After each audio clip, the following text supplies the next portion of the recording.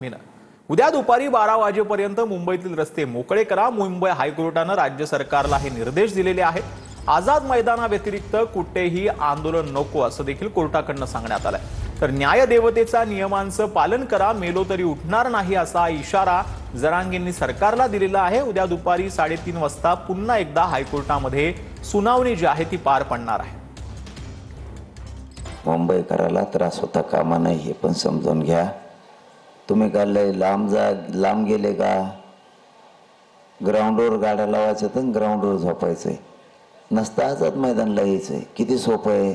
तुम्ही शांत राहा आणि ज्यांना ऐकायचंच नाही ना तो गावाकडे गेला तरी चालत। मी मेलो तरी इथून उठत नाही।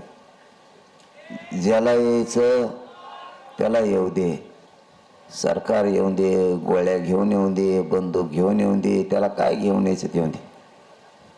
मी बाजार मारायला तयार आहे तुमच्यासाठी। फक्त तुम्हाला सांगितलं तेवढं तुम्ही करा।